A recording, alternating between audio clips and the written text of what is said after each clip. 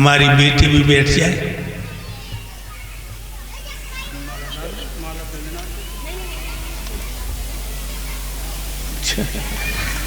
बोलो गुरुदेव भगवान की जय।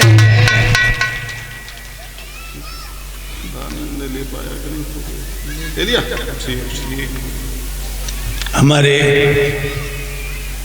डॉक्टर साहब अमृतपुर के, जहां मैं कल गया था,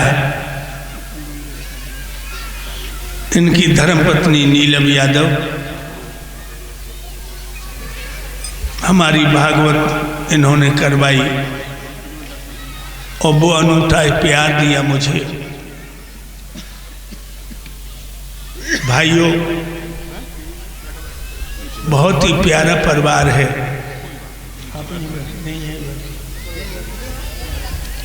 मेरे भाइयों,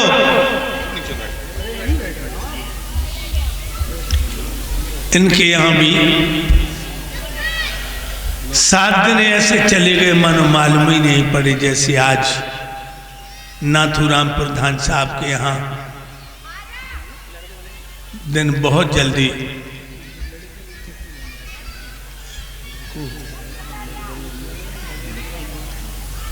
तो वो जन्म है, कितनी बड़ी है तो ठीक है।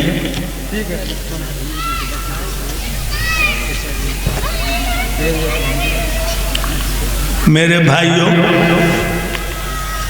तो मैंने बताया हमारे डॉक्टर साहब हमें सम्मानित करते हैं और सदा करते आए।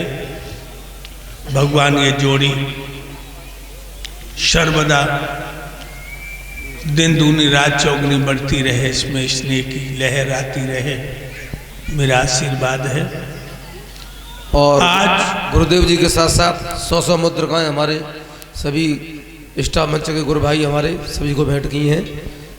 गुरुदेव जी के साथ साथ मैं अर्जी करूंगा भगवान कन्हैया जी से, हे दाता मेरे, इनके धर्म के लिए हाथ आगे बढ़ते रहें, श्री राधा नहीं बरसाने वाली रक्षा करें, रक्षा करें। मेरे भाइयों, 3 खेत रथ निकल पाया,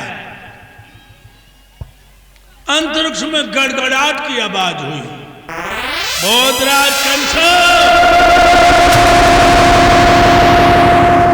कंस ने कहा कौन हो तुम? तो देवता कहने लगे मैं तेरा शुभ चिंतक हूं। जब बहन देवकी को इतनी साई से विदा कर रही है, तू विदा कर रहा है, इसके काले पर्दे में तेरी मौत मुस्कुरा रही है। एकदम से कंस बोला तुम कहना क्या चाहते हो? तो कहा सुन,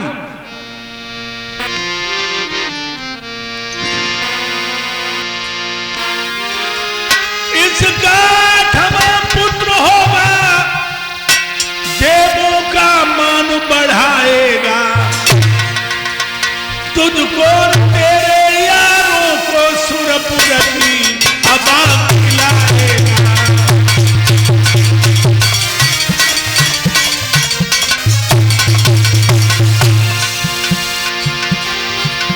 तुझको तेरे यारों को सुरपुर की हवा खिलाएगा।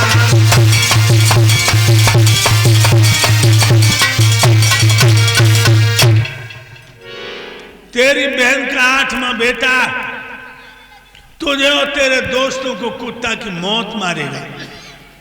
देवता तो कहकर खिसक गए प्यारे भक्तों। कंस को इतना भयंकर क्रोध आया, रथ के पहिया जमीन में धसक गए। नहीं, कूद पड़ा घोड़ा पे से, अपनी बहन को खा जाने वाली नजरों से देखने लगा। मेरे प्यारे भक्तों, झपट के उसने अपनी बहन के बाल पकड़े और रथ में से बाहर पटक दिया।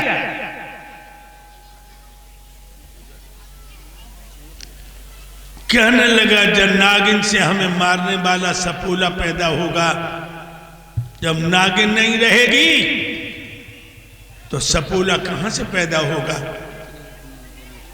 रथ से नीचे पटक दिया। देखिए लोगों, जिन पैरों में महावर, जिन हाथों में मेहंदी, जिन होठों पर लाली, मांग में सिंदूर, माथे पे मेहंदी, गले में मंगलसूत्र, आफत में बहना पड़ी हुई कर्मों का लेखा लेखने लगी, और जो पिया की सेजों की अभिलाषिन थी वो मौत की घड़ी देखने लगी। पिया की गोदी की अरमा संजोए बैठी थी, सारे अरमा ताश के पत्तों की तरह ढह गए।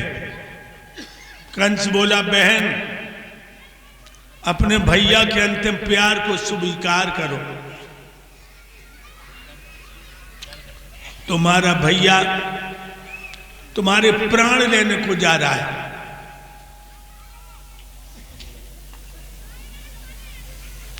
देवकी बोली,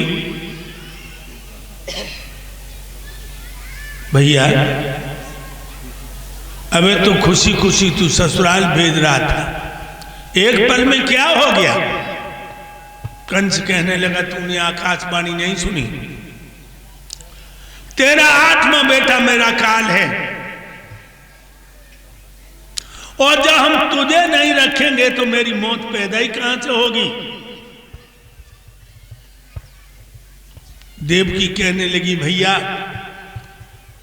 मेरी जैसी अभागिन बहन तेरे जैसे भैया को मौत पैदा करेगी तो मुझे पैदा ही नहीं होना था, और पैदा भी हो गई थी तो होते होते मरना था। मार दे मेरी गर्दन में तलवार। जो कंस ने तलवार उठाई, बस्तियों ने पकड़ ली, झपट के भोजराज कंस की कलाई। ठहर जाइए, मेरी अर्जी को स्वीकार कीजिए, तुम अपनी तलवार से इसे न मारो। मेरी कलाई को छोड़ दो। नहीं, तुम्हारी तलवार ने बड़े बड़े बहादुरों का लहू पिया है, इसलिए मेरी बात सुनो। प्रणवीर शेष कंसेश सुमटो, तुम हो वीरों के बाने में, सोबान तुम्हें अब देती है अबला पर हाथ उठाने में।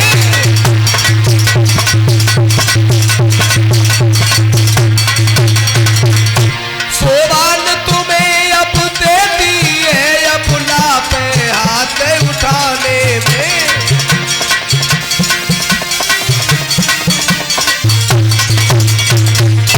हे महाराज, ये आपकी तलवार ने बड़े बड़े बहादुरों का लहू चाटा है। क्या एक लड़की के खून की प्यासी है तलवार, जो तुम तलवार को कलंकित कर रहे हो? बचते हो?